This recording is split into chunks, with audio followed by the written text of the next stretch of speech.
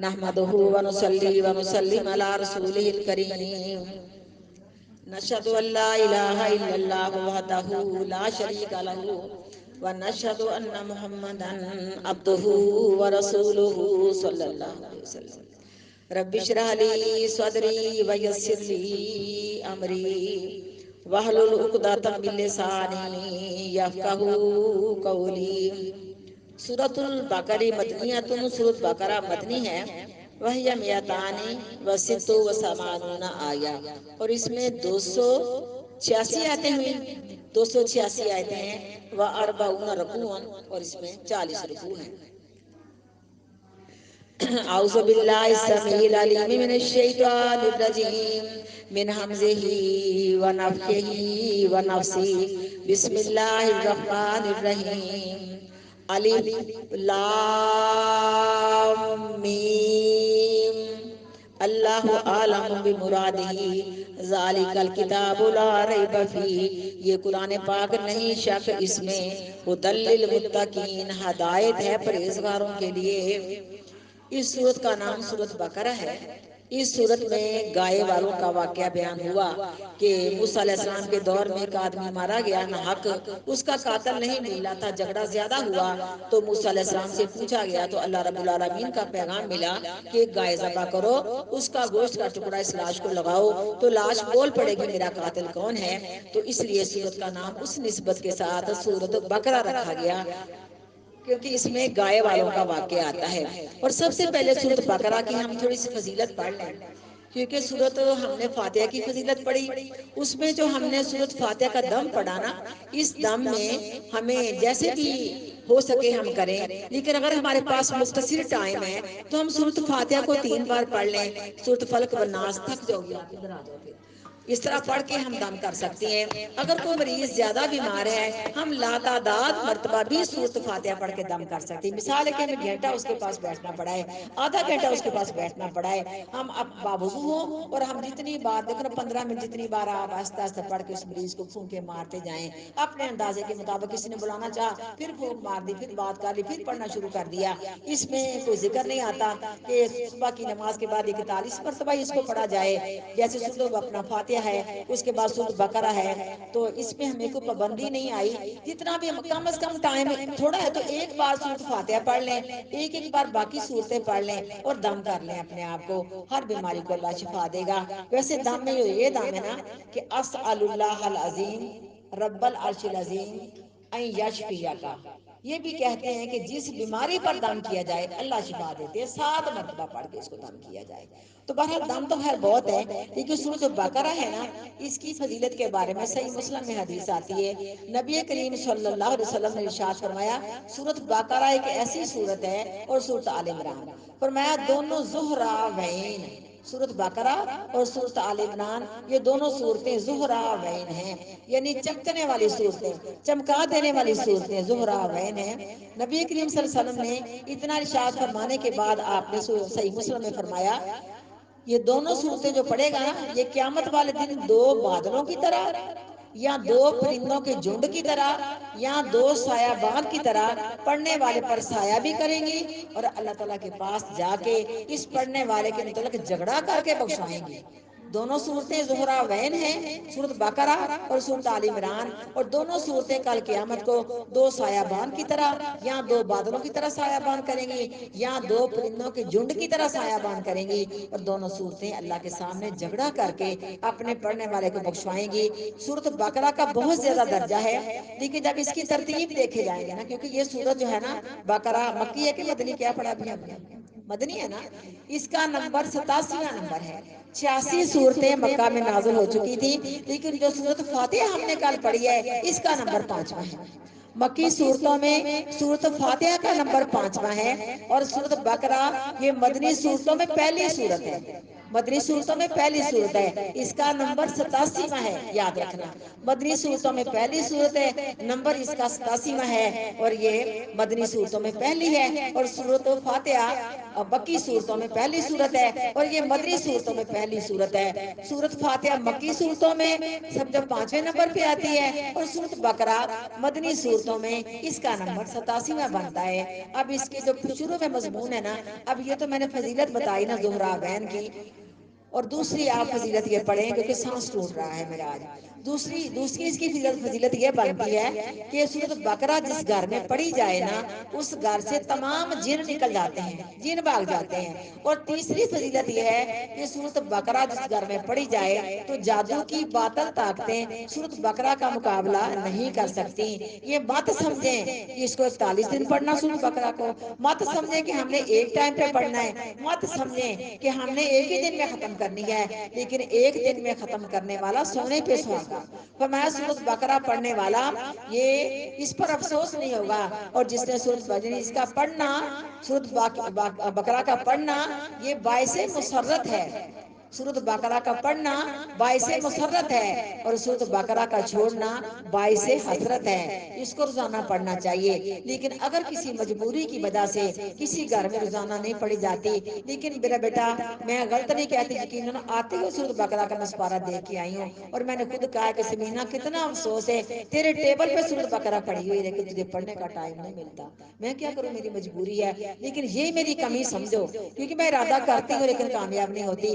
تو یہ میری کمی ہے کہ جو 8 نفل پڑھتی ہوں کم از کم اس میں جو پڑھتی ہوں قرات تو پڑھ سکتی ہوں پارہ 2 پارے، کوئی ایسی بات نہیں، اس میں بھی قرات کرتی ہوں، لیکن پتہ کیا ہوتا ہے، کام کرتے کرتے میں نے شروع کر لیا 2 نفلوں کو، جو زبانی آتا میں نے پڑھ لیا، ابھی تک میں اس پہ عمل نہیں کر پائی، دعا ہے اللہ مجھے توفیق دے۔ لیکن دیکھو ہمارے ٹیبلوں پہ بھی ہے، لیکن سورۃ بقرہ کا روزانہ پڑھنا یہ باعث مسرت ہے، سورۃ بقرہ کا چھوڑنا باعث حسرت ہے، باعث افسوس ہے۔ مجھے اسی بات کا شوق نہیں پورا تھا، اللہ کہیں مجھے 10 منٹ مطالعہ کرنے کا ٹائم مل جائے، یقین جانو نہیں ملتا۔ یہ تو اللہ کا شکر ہے، تھوڑا بہت مجھے آتا ہے، میں آ کے کہہ جاتی ہوں، لیکن دعا کرو میری مصروفیت اللہ کام کر دے، میں کیا کروں، میری مجبوری ہے بیٹا۔ لیکن سورۃ بقرہ جو ہے نا، جادو کی باطل طاقتیں سورۃ بقرہ کا مقابلہ نہیں کر سکتی۔ جو سپیکر لگا ہوا ہے، اور میری LCD میرے عثمان کو اللہ جزائے خیر دے، یہ جا کے میں اس کا بٹن اوپر لگا ہوا ہے، میں سورۃ بقرہ لگا دیتی ہوں، یہ ضرور ہے اپنے کام کاج کرتی کرنے پڑتے جا کے بیٹا، کام کاج کرتی سورۃ بقرہ کبھی ساتھ ساتھ پڑھ لیتی، کبھی سن رہی ہوتی ہوں، اتنا کر رہی ہوں۔ اللہ اس کی برکت سے میرے جامعہ اور میرے گھر پہ اپنی رحمتیں نازل کر دے کہ سورۃ بقرہ پڑھنا گھر سے تمام جو جن ہیں وہ نکل جاتے ہیں، بھاگ جاتے ہیں۔ جو جادو کے ذریعے جن گھر میں متعین کیے جاتے ہیں، وہ ہر وقت گھر میں دکھ دیتے ہیں، یہ سب بھاگ جاتے ہیں، اور جادو کی باطل طاقتیں سورۃ بقرہ کا مقابلہ نہیں کر سکتی۔ لیکن یہ نہ سمجھنا ہے کہ 41 دن پڑھنا ہے، اس کو مستقل پڑھنا ہے، نہیں پڑھنا تو سننا ہے، کچھ نہ کچھ ہو جائے گا، سننے میں لگا دو اپنے گھر میں، آپ اپنے کام کاج کرو، سورۃ بقرہ کو سنو۔ اس کا بہت زیادہ درجہ ہے، کیونکہ اس میں گائے والوں کا واقعہ ہوا، اور جنوں کو جن نکل جاتے ہیں، اور پڑھنے والے کو قیامت والے دن اللہ تعالیٰ سے جھگڑا کر کے صورتیں بخشوائیں گی۔ ہمیں اس کا پڑھنا لازمی ہے، تو میرا بیٹا پڑھنا چاہیے، سننا چاہیے، سنانا چاہیے، موبائل پہ لگا دو، جیسے بھی لگا دو، اور تقوی رکھو کہ جادو کی باطل طاقتوں کا جو مقابلہ ہے سورۃ بقرہ کر لیتی ہے، یہ غالب آ جاتی ہے، اور جادو مغلوب ہو جاتا ہے، بس ہمارا تقوی اور ایمان ہے۔ اور سب سے پہلے ہم نے پڑھے حروف مقطعات، جسے ہم کہتے ہیں کٹے ہوئے حروف، یہ تقریباً 29 سورتوں کے شروع میں آتے ہیں، کٹے ہوئے حروف، یاسین، طٰہٰ، کافہ، یا عین، صاد، جس طرح ہم یہ سورۃ الف لام میم شروع، لیکن الف لام میم 3 الگ الگ حروف ہیں۔ اب دیکھو یہ میرے اللہ کا احسان کتنا زیادہ ہوا، کیا قرآن پاک کو شان ملی۔ حدیث میں آتا ہے، آپ نے فرمایا میں نہیں کہتا کہ الف لام میم ایک حرف ہے، الف ایک حرف ہے، الف حرف، میم حرف، اور لام حرف، یہ تینوں 3 حرف ہیں، الف لام میم پڑھنے پر 30 نیکیاں ملی، ٹھیک ہے، کوئی شک نہیں، بالکل صحیح حدیث ہے۔ تو باقی بھی ہمیں ہر حرف کی 10 نیکیاں ملتی ہیں، لیکن یہ کٹے ہوئے حروف ہیں، مقطعات ہیں، الگ الگ ہیں، ان کے معنی اللہ عالم بمرادہ، یہ جلالین کی تفسیر ہے، ان کے معنی اللہ جانتا ہے۔ لوگوں نے ان کے معنی نکالنے میں میرا بیٹا صفوں کے صفحے کالے کر دیے کہ اس میں یہ معنی بنتا ہے، اس میں یہ معنی بنتا ہے۔ دیکھو قرآن پاک کی ایک ایک لفظ کی تشریح اس کی تصحیح، اس کی ضمیریں میرے سونے نبی صاف کر کے چلے گئے، بتا کے چلے گئے، علماء کرام نے ہمیں سمجھا دیا۔ تو ان حروف مقطعات کے میں نے اللہ ہی جانتا ہے، نہ کبھی یہ صحابہ کرام نے پوچھے، نہ اللہ نے اپنے پیغمبر کو بتائے۔ یہ جو لوگ کہتے ہیں اس میں یہ معنی بنتا ہے، یہ معنی بنتا ہے، بلکہ حروف مقطعات کو جسے لوہے قرآنی کہا جاتا ہے، لوہے قرآنی کہا جاتا ہے، لوگوں نے یہ لکھے ہسپتال کے اندر لگے دیکھے، میں نے گھروں میں لگے دیکھے، میں نے ہر جگہ لگے دیکھے۔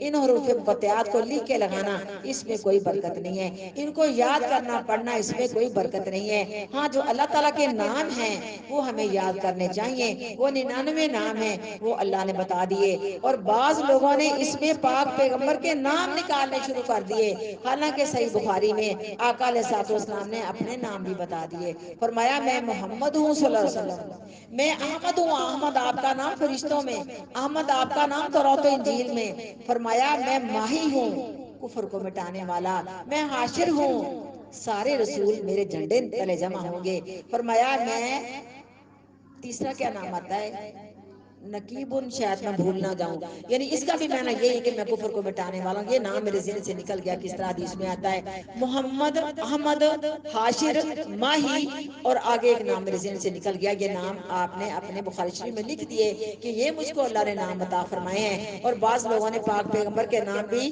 99 کر کے آخر میں لکھ دیے، ان کی غلطی، قرآن پاک کے آخر میں ان کی غلطی ہے۔ ہمیں اپنے قرآن میں یا حدیث میں نبی کریم صلی اللہ علیہ وسلم کے کوئی 99 نام نظر نہیں آتے، جو چند نام، ہاں پانچ ہی نام، پانچ ہی نام آپ صلی اللہ علیہ وسلم کے، کوئی شک نہیں، صحیح بخاری میں آپ کے نام آتے ہیں، اور لوگوں نے پاک پیغمبر کے نام بھی 99 کر کے، ان لوگوں کے قرآن دیکھو جو اہل سنت کے چھپے ہوئے چھاپا خانہ سے آتے ہیں، آخر میں پاک پیغمبر کے 99 نام لکھے ہوتے ہیں، اور شروع میں اللہ تعالیٰ کے 99 نام لکھے ہوتے ہیں۔ اللہ تعالیٰ کے 99 نام زبانی یاد کرنے والا، ان کا ترجمہ سمجھنے والا، اللہ تعالیٰ کو جاننے والا کہ یہ اللہ تعالیٰ کی خصوصیت ہے، لیکن جو لوگوں نے اللہ کے 99 ناموں کی تفسیر اتنی زیادہ بیان کر کے نا ان کے پمفلٹ چھپوا دیے، میں نے پڑھ کے دیکھے، میں نے سنے، یوں لگتا کہ بس اللہ کے 99 نام پڑھ لو اور تمہیں ساری دین دنیا کے بھلائیاں نصیب ہو جائیں گی۔ نہیں، یہ بات غلط ہے، بات یہ ہے اللہ کے 99 ناموں کے معانی سمجھ لو، اللہ تعالیٰ کو واحد سمجھ لو کہ اللہ تعالیٰ کے سارے مرتبے پانے والا ہے، زبانی یاد کر لو، پڑھ لو، انشاءاللہ جنت میں چلے جاؤ گے۔ لیکن جو لوگوں نے ان کی تفسیر گڑ گڑ کے لکھی ہوئی ہے، بے شک ہم اللہ تعالیٰ کے ایک نام کی تفسیر بھی نہیں بیان کر سکتی، جو اللہ ہے، جو رب العالمین ہے، لیکن وہ ہمیں تفسیروں سے نہیں ملتا۔ جس طرح انہوں نے کہا کہ اس نام کا ورد اتنی تسبیحیں کر لو تمہیں یہ مل جائے گا، اس نام کو اتنی تسبیحوں سے پڑھ لو، اتنی 100 بار پڑھ لو تمہیں یہ مل جائے گا، یوں لگتا ہے کہ بس یہ کل کے سب کچھ مل جانا ہے۔ وہ لوگ نہ نماز پڑھتے ہیں میرے خیال میں، نہ قرآن پڑھتے، میں نے ان سے بات چیت کی ہوئی ہے، بس اللہ کے 99 نام پڑھ لیتے ہیں اور لوہے قرآنی لکھ کے لگا دیتے ہیں، پڑھ لیتے ہیں، کوئی فائدہ نہیں میرے بیٹو۔ یہ حروف مقطعات ہیں، ان کے معانی اللہ تعالیٰ ہی جانتا ہے، نہ ان کے معنوں کی تفسیر میرے اللہ نے بتائی پاک پیغمبر صلی اللہ علیہ وسلم کو، اور نہ صحابہ کرام نے آپ سے ضد کر کے پوچھی۔ اور صحابہ کرام اپنی کبھی عقلوں کے چراغ نہیں جلایا کرتے تھے کہ آقا علیہ السلام نے نہیں بتائی، ہمیں اپنے پاس سے گڑ گڑ کے اس کی تفسیر بنا لیں، بلکہ یہ جلال علمانوں نے لکھا ہے کہ اللہ عالم بمرادہ، اللہ تعالیٰ ہی اس کے معنی جانتا ہے۔ الف لام میم اللہ عالم بمرادہ ذالک الکتاب لا ریب فیہ، یہ قرآن پاک نہیں شک اس میں، ھدی للمتقین، ہدایت ہے پرہیزگاروں کے لیے۔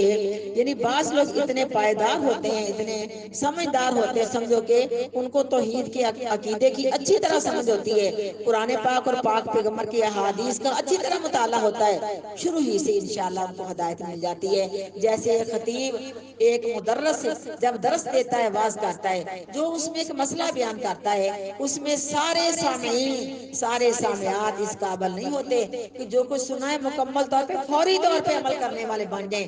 بعض چراغ ہوتے ہیں، بعض موتی ہیرے ہوتے ہیں کہ انہوں نے سن لیا، اس کے بعد انہوں نے اس حکم پہ کبھی بھی، یعنی پورا اس حکم پہ پہرا دیا، کبھی بھی اس حکم کی نافرمانی نہیں کی. یہ ہیں ہدی للمتقین والے لوگ.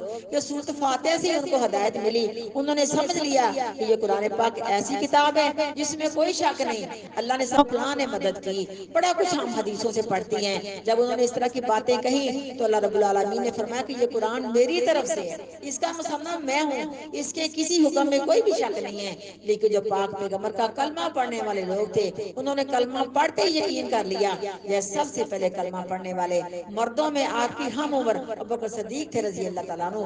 آپ کی زوجہ محترمہ میری اور آپ کی امی جان سیدہ خدیجہ تھی رضی اللہ تعالیٰ عنہ کلمہ پڑھنے والی. لڑکوں میں علی تھے, غلاموں میں اپنا زید بن حارثہ تھے رضی اللہ تعالیٰ عنہ. انہوں نے کلمہ پڑھتے شروع سے ہدایت سیکھی. اور ان لوگوں کے ہدایت دینے پر کتنے کتنے لوگ مسلمان ہوئے. یہ بڑی پیاری تشریح آتی ہے حدیث میں. ہاں جی, بچوں میں نے کہا ہے نا, غلاموں میں نے کہا ہے کہ زید بن حارثہ تھے. بچوں میں کیونکہ گھر کے اندر پلنے والے تھے آپ صلی اللہ علیہ وسلم کے, سمجھو کہ پتروں کی طرح بیٹوں کی طرح گھر میں پل رہے تھے نا. ابھی 9 عمر تھے, ابھی چھوٹی ان کی عمر تھی. تو جب انہوں نے کلمہ پڑھ کے اسلام قبول کیا انہوں نے ایسی ہدایت پائی کہ بڑی تیزی کے ساتھ ابوبکر صدیق رضی اللہ تعالیٰ عنہ کی سمجھو کہ تبلیغ پہ کتنے لوگ, یہ ساری تشریح کتابوں میں لکھی ہوتی ہے کہ اتنے لوگ اتنی جلدی ان کے ہاتھ پر بیعت کر کے مسلمان ہو گئے. اور انہوں نے دین کی اشاعت کی اور دین سمجھایا. ذالک الکتاب, یہ قرآن پاک لا ریب فیہ, نہیں شک اس میں, ھدی للمتقین, ہدایت ہے پرہیزگاروں کے لیے. پھر تھوڑی سی بات میرے ذہن سے نکل گئی. جو اس آیت کا شان نزول تھا, جو آیت نہیں سوری جو سورۃ بقرہ کا شان نزول تھا کہ نبی کریم صلی اللہ علیہ وسلم جب مکہ میں تھے تو آپ کا مقابلہ صرف مکہ والوں کے ساتھ تھا. تھک جو مجھے لگتا بازوں سے جان نکلتی جا رہی میری. تو مقابلہ مکہ والوں سے تھا. لیکن جب آپ مدینہ آئے تو آپ کے ساتھ کچھ ایسے حالات پیش آئے جن کے شروع میں جو آپ صلی اللہ علیہ وسلم نے انتظامات کیے وہ میں آپ کی ذہن سازی کرنا چاہتی ہوں. کہ جب آپ مکہ سے مدینہ آئے سب سے پہلے آپ کو مسجد نبوی بنانے کا فکر تھی کہ مسجد بن جائے, اس میں 5 نمازیں مل کے اکٹھی پڑھیں اور آپس کی اصلاح ہو. اور 5 نمازیں پڑھنے کے بعد آپ کا زیادہ تر خیال اس طرف تھا کہ اب میرے مہاجرین کا مواخذات کیسے کیا جائے. اور انس فرماتے کہ میرے گھر میں کئی میٹنگیں ہوئیں اور آپ صلی اللہ علیہ وسلم نے تمام جو مہاجر تھے ان کو قرعہ اندازی کر کے بانٹ دیا انصارہ کے درمیان. یہ مسئلہ بھی حل ہو گیا. لیکن اس کے بعد آپ صلی اللہ علیہ وسلم نے دیکھا کہ مکہ میں کون کون سے لوگ ہیں, کیونکہ مکہ میں آپ کی دشمنی بڑھ گئی. بے شک مسلمانوں کو ایک آزاد ریاست مل گئی مدینہ کی شکل میں, لیکن دشمنی بڑھ گئی. یہودیوں کے 3 مشہور و معروف قبیلے تھے, یہ آپ نے یاد رکھنا ہے, بنو قینقاع اور بنو نذیر اور بنو قریظہ والے. یہودیوں کے 3 مشہور قبیلے تھے اور اس کے بعد مشرکوں کے 2 مشہور قبیلے تھے, بنو اوس اور بنو خزرج. یہ تینوں یہودیوں کے قبیلے اسلحہ دے کے یہ اوس والوں کو اور خزرج والوں کو آپس میں لڑاتے تھے. 120 سال تک ان کی جنگ رہی ہے. تو آپ نے ان کی صلح کرائی ہے اور آپ نے کچھ نکات پہ ان سے صلح کی ہے. وہ نکات انشاءاللہ میں کل آپ کے سامنے پیش کروں گی اور ہم نے اگلے سبقوں میں ادھر پڑھا بھی ہوگا. اس کے بعد پاک پیغمبر صلی اللہ علیہ وسلم کو مدینہ والوں کے ساتھ جو زیادہ بھاری جماعتیں تھیں ان کا مقابلہ کرنا پڑا. یہ تو مومنوں کی صفات آئیں اور مومنوں کی ہدایت کا ذکر آیا. اور سب سے زیادہ آپ کا مقابلہ کافروں کے ساتھ ہوا, وہ مکہ کے کافر ہیں. اس کے بعد جو مدینہ کے یہودی تھے آپ نے ان سے 9 نکات پہ صلح کی کہ تمہاری اور آپس میں ہماری صلح ہوگی. اس کی تھوڑی سی بات انشاءاللہ میں کل آپ کے سامنے کروں گی. اس کے بعد مدینہ کے منافقین جو آپ کے لیے مارے آستین بنے ہوئے تھے, تو آپ کے ساتھ 3 لوگوں کا معاملہ تھا. ایک تو متقی لوگ تھے, آپ کے صحابہ تھے, آپ کا کلمہ پڑھنے والے تھے, اور دوسرے نمبر پہ یہودی تھے, اور تیسرے نمبر پہ مکہ کے کافر تھے, اور چوتھے نمبر پہ مدینہ کے منافقین تھے. اللہ رب العالمین نے یہ صفات مومنوں کی بیان کر کے قرآن پاک کو بلا ریب بیان کر کے اور مومنوں کی ہدایت کا سبب بنا کے ساری ان کی وضاحت کر دی کہ ان کی کیا کیا علامتیں مومنوں کی, ان کی کیا کیا نشانی ہیں اور کیا کیا نشانیاں بیان کرنے کے بعد اللہ نے فرمایا اولئک علی ھدی من ربہم واولئک ھم المفلحون. اس کے بعد اللہ نے کافروں کا ذکر کیا, اس کے بعد اللہ نے منافقوں کا ذکر کیا. تو شروع صورت میں یہ جو صورت ہے نا اس کے تقریباً زیادہ تر احکامات مدنی ہیں, اس کی زیادہ تر آیتیں مدنی ہیں, لیکن کچھ اس میں آیتیں بہت بعد میں نازل ہونے والی ہیں, صلح حدیبیہ کے بعد نازل ہونے والی ہیں. جیسے اس میں سود کی حرمت کا بیان ہے, وہ آپ کے آخری وقت میں 10 نبوی میں 10 ہجری میں سوری 10 ہجری میں نازل ہوا، تو سورۃ بقرہ کی کچھ آیات آپ کے آخری عمر کی ہیں اور کچھ آیات صلح حدیبیہ کے وقت کی ہیں۔ تو اللہ تعالیٰ نے اس سورت کے شروع میں 3 لوگوں کا واقعہ بیان کر دیا جو آپ کے ساتھ متقی صحابہ کرام تھے، ان کی علامتیں، ان کا طریقہ کار بتا دیا، ان کو کامیاب گروہ میں داخل کر دیا، پھر کافروں کا ذکر ہے، پھر آگے منافقوں کا ذکر ہے۔ الذین یؤمنون بالغیب، وہ لوگ جو ایمان لاتے ہیں غیب کے ساتھ۔ اب غیب کے ساتھ ایمان لانا، ہم اس میں سب سے پہلے حدیث کو پڑھیں گے، جس حدیث میں آتا کہ آقا علیہ الصلوۃ والسلام نے ارشاد فرمایا مومن 6 چیزوں پر ایمان لاتا ہے۔ اللہ کی ذات پر کہ اکیلا ہے، اکیلا اللہ پوری کائنات کو بنانے والا اور پوری کائنات کا نظام چلانے والا، کوئی بھی اللہ کا شریک نہیں ہے۔ یہی ترجمہ ہے سورۃ اخلاص کا کہ اللہ اکیلا ہے۔ اللہ کی وحدانیت پر ایمان لانا، اس کے فرشتوں پر ایمان لانا، اس کے رسولوں پر ایمان لانا، اس کے رسولوں پر بھیجی ہوئی کتابوں پر ایمان لانا، اچھی اور بری تقدیر پر ایمان لانا۔ جب انسان کا کوئی نقصان ہوتا ہے، اس کو کوئی تکلیف پہنچتی ہے، کوئی پریشانی پہنچتی ہے، اللہ جو میرے بہن اور بھائی جو عزیز و اقارب میرے سمیت اللہ جس مصیبت کے اندر پریشانی کے اندر مبتلا ہیں، اللہ ان کی پریشانی دور فرما۔ پھر بندہ کہتا ہے میری تقدیر میں اتنا ٹائم دکھ لکھا ہوا تھا، اتنی تکلیف لکھی تھی۔ اچھی تقدیر بھی اللہ کی طرف سے، بری تقدیر بھی اللہ کی طرف سے لکھی ہوتی ہے۔ ہم دعا ضرور کرتی ہیں وَقِنِي شَرَّ مَا قَضَيْتَ، عام دعاؤں میں وَقِنَا شَرَّ مَا قَضَيْتَ کہتی ہیں، لیکن دیکھو ہمیں ایمان ہے کہ جو ہماری قسمت میں لکھا تھا وہ ہو گیا۔ تقدیریں میرے مالک نے لکھ دی۔ ابھی بچہ 4 مہینے کا تھا، ابھی دنیا میں پیدا ہو کے نہیں آیا تھا، اللہ کا فرشتہ آیا، اس نے تقدیریں لکھ دی۔ لیکن تقدیر کا لکھا ہوا انسان کو مجبور نہیں کرتا، وہ جو کرے گا اس کے مطابق ہی ہوگا۔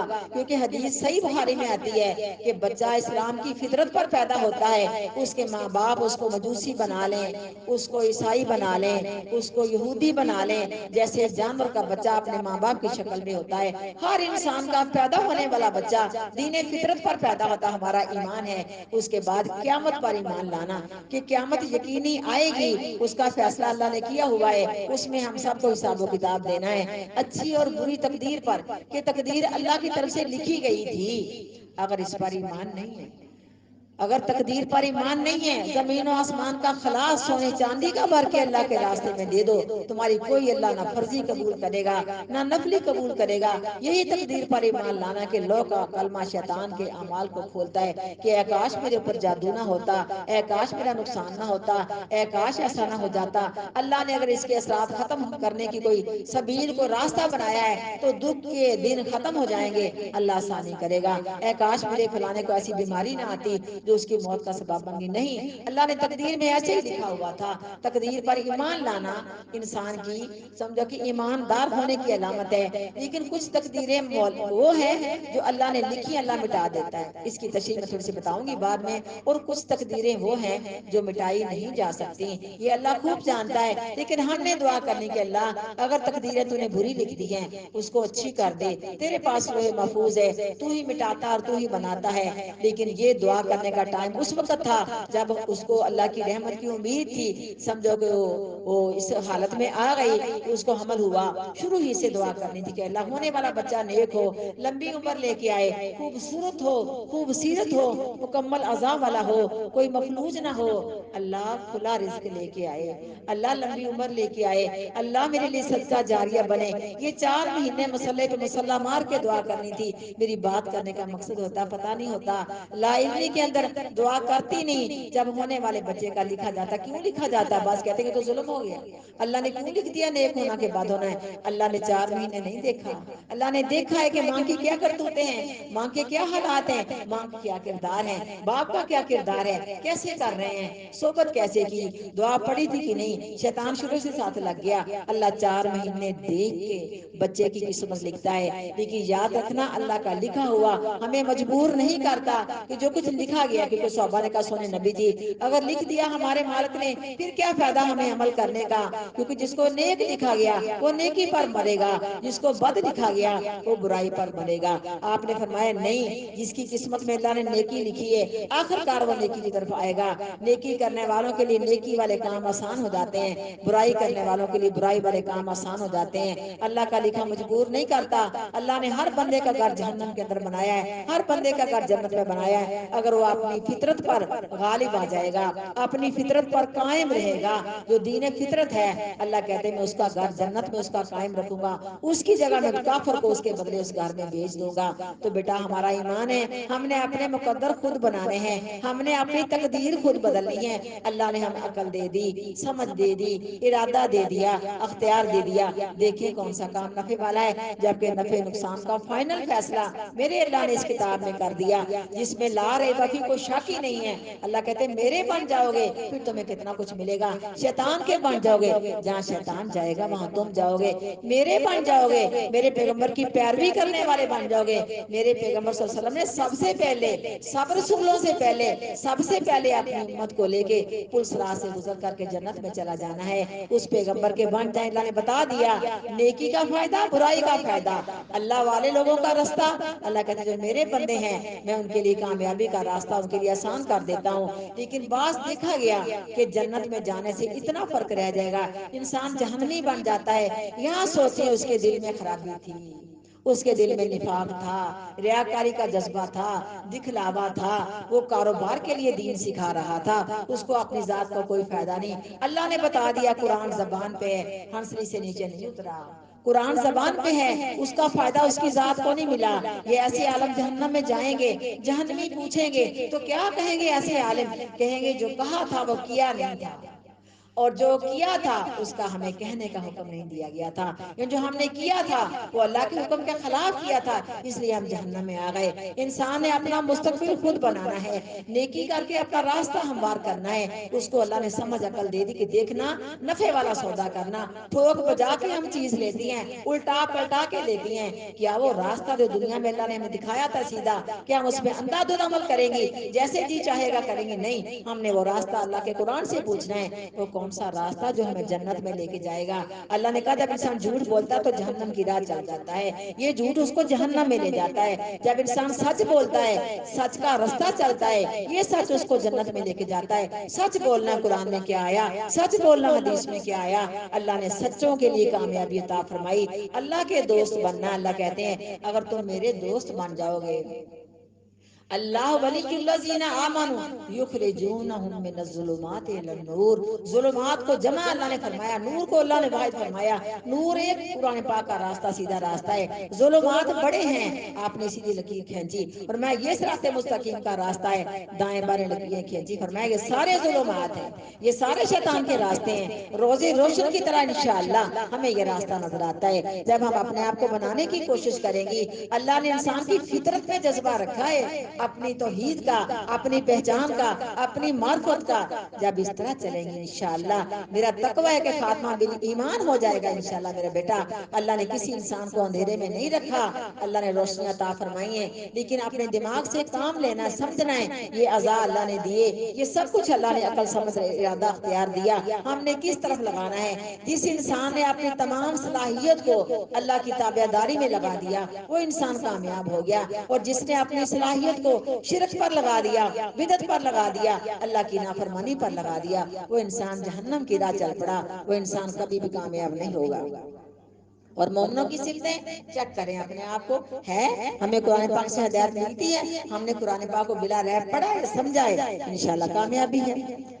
الذین یؤمنون بالغیب، اور غیب کی باتیں یہ بھی ہیں کہ جہنم کا عذاب، جنت کا جو جنت کی نعمتیں ہیں، ہم نے اپنے اللہ کو بھی نہیں دیکھا، کسی چیز کو نہیں دیکھا، اور ہمارا تقوی جو کچھ قرآن و حدیث میں آ گیا منو ان پورا ہے، اس میں ذرہ برابر بھی فرق نہیں۔ یہ ہے انسان کا ایمان۔ کبھی دل میں شک نہ پیدا، کو پتہ نہیں جو اللہ نے بتایا ٹھیک ہے نہیں، جب ایسی بات دل میں آئے فوراً پڑھ لو اعوذ باللہ من الشیطان الرجیم، شیطان کا وسواس ہے، جو کچھ میرے اللہ نے فرما دیا وہ کئی 100% پورا ہے، اس میں کسی قسم کا شک ہو ہی نہیں سکتا۔ جو کچھ ہم نے دیکھا ہی نہیں ہے، ہمارا یقین ہے کہ دیکھنے سے زیادہ ہمارا انشاءاللہ ایمان مضبوط ہے، اللہ کی معرفت کے بارے میں اور پاک پیغمبر کی انشاءاللہ پہچان کے بارے میں۔ یہی بات تو کہی تھی عمر فاروق نے کہ جو اس وقت میرا جذبہ ایمان ہے، توحیدہ عقیدہ توحید ہے، اگر یہی رہے گا تو نبٹ لوں گا، آنے والوں سے دے دوں گا جواب۔ بڑا تقویٰ تھا کہ میں ان کو کہوں گا، بتاؤں گا میرا اللہ کون ہے، میرے پیغمبر کون ہے، ہمارا اسلام کیا ہے۔ تو بیٹا اگر ہم نے ساری زندگی اصل اسلام کو سمجھا،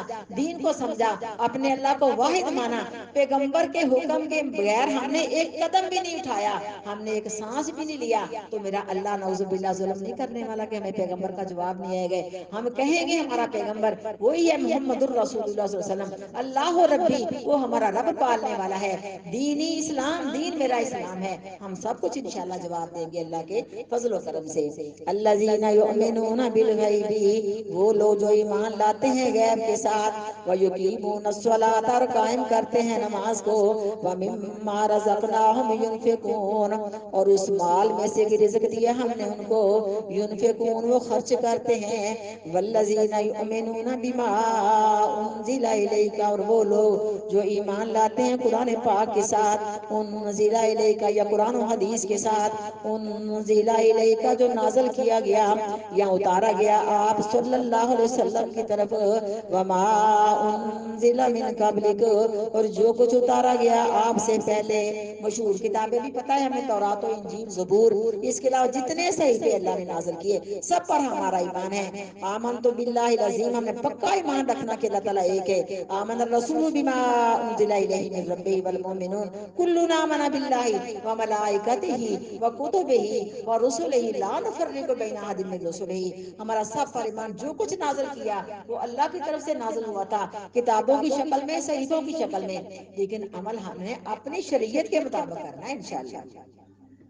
وما انزل من قبلک، اور جو کچھ نازل کیا گیا آپ صلی اللہ علیہ وسلم سے پہلے، وبالآخرۃ هم یوقنون، اور قیامت کے دن کے ساتھ وہ یقین رکھتے ہیں. اولئک علی ھدی من ربہم، یہی لوگ ہدایت پر ہیں اپنے رب کی طرف سے. واولئک هم المفلحون، اور یہی لوگ وہ فلاح پانے والے ہیں. سبحان ربک رب العزت عما یصفون وسلام علی المرسلین والحمد للہ رب العالمین. سبحانک اللہم وبحمدک، نشہد ان لا الہ الا انت، نستغفرک ونتوب الیک.